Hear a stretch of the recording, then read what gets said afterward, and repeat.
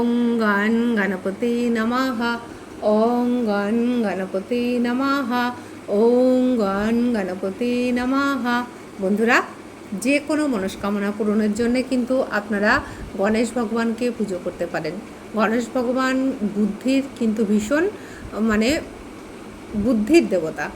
গণেশ ভগবানের এত বুদ্ধি, তো সে গল্পটা আপনারা নিশ্চয়ই জানেন।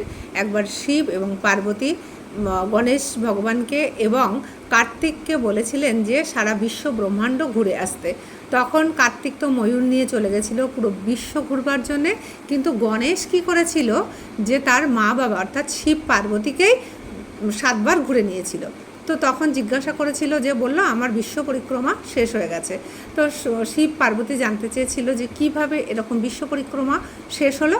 তো সেই সময় গণেশ বলেছিল যে মা বাবাকে ঘুরলেই তো পুরো ব্রহ্মাণ্ড ঘোরা হয়ে যায়। তো গণেশের এরকম বুদ্ধির জন্য আপনারা গণেশকে পুজো করুন। ভালো থাকুন।